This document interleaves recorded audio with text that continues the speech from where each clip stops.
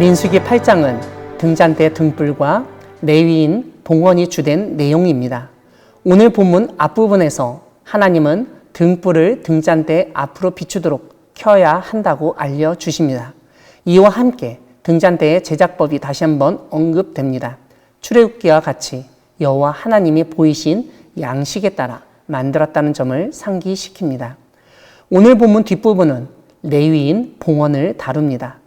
하나님은 레위인을 데려다가 정결하게 하라고 명령하시면서 정결하게 하는 방법을 알려주십니다. 속죄의 물을 뿌리고 전신을 삭도로 밀게 하고 의복을 빨게 하라고 말씀하십니다. 이와 함께 숫송아지 한 마리를 번제물로, 기름 섞은 고운 가루를 소제물로, 숫송아지 한 마리를 속죄제물로 드리라고 하십니다. 그 이후에 레위인을 회막 앞에 나오게 하고 이스라엘 온 회중을 모으고 이스라엘 자손이 레위인들에게 안수를 하게 하십니다. 아론은 레위인을 이스라엘 자손을 위해서 흔들어 바치는 제물로 여호와 앞에 드리라고 명령하십니다.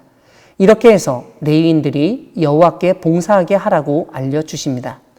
하나님은 속죄제물과 번제물을 드려 레위인을 속죄하고 아론과 그의 아들들 앞에 세워 여호와께 요제로 드리라고 명령하십니다.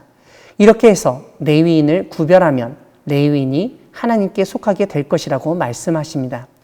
이러한 정결 과정을 마치고 레위인들을 요제로 드린 후 레위인은 회막에 들어가서 봉사할 수 있게 됩니다. 16절은 하나님이 이스라엘 자손 중 모든 초태생, 즉 처음 태어난 자 대신에 레위인들을 취하였다는 사실을 다시 한번 반복합니다. 하나님은 출애굽 당시 사람이든 짐승이든 처음 태어난 자를 치던 날에 이스라엘 자손을 구별하였다는 사실을 언급하십니다. 하나님은 레위인이 이스라엘 자손을 대신하여 봉사하게 하며 속죄하게 하였다고 말씀하십니다. 무엇보다 하나님은 이스라엘 자손이 성소에 가까이 할 때 그들에게 재앙이 없게 하려고 하신 것임을 알려주십니다. 모세와 아론과 이스라엘 온 회중은 하나님이 명령하신 대로 레위인에게 행하였습니다. 오늘 본문 마지막 부분에서 하나님은 레위인이 행해야 할 일들을 알려주십니다. 25세 이상으로는 회막에 들어가서 복무하고 봉사하고 50세부터는 일을 쉬어 더 이상 봉사하지 않도록 명령하십니다. 민수기 4장에서는 30세 이상, 50세 이하의 레위인을 조사해서 성막에서 일하게 하셨는데 오늘 8장에서는 25세 이상 복무하고 봉사하게 하셨습니다. 일부 학자들은 이러한 차이를 5년 동안의 견습생 기간으로 설명하곤 합니다. 사랑하는 광야교회 성도 여러분, 하나님은 레위인을 정결하게 하여 구별하시고 이스라엘 온 자손들을 위해서 일하며 재앙이 그들에게 임하지 않도록 하시는 분이십니다. 오늘 본문은 고대 이스라엘에서 온 회중을 위해서 특별히 구별되고 헌신해야 했던 레위인에 대해서 알려줍니다. 이스라엘 온 회중이 하나님을 모시고 성막을 통해서 정결한 삶을 살아갈 수 있었던 이유는 레위인들이 성막에서 봉사하고 그들로 하여금 재앙이 임하지 않도록 일했기 때문입니다. 우리는 자기 일은 자기가 알아서 해야 한다고 생각합니다. 그리고 자기 일만 잘하면 아무 문제 없다고 여깁니다. 하지만 자기 혼자 사는 사람이라도 누군가의 도움과 헌신이 없이는 살 수 없습니다. 가정이든 사회든 다른 사람을 위해서 일을 하는 사람이 있기 때문에 다른 사람이 함께 살아갈 수 있는 것입니다. 생필품을 만드는 사람, 음식을 재배하는 사람, 물건을 공급하는 사람 등 한 사람이 살아가기 위해서 수많은 사람들이 일을 하고 있습니다.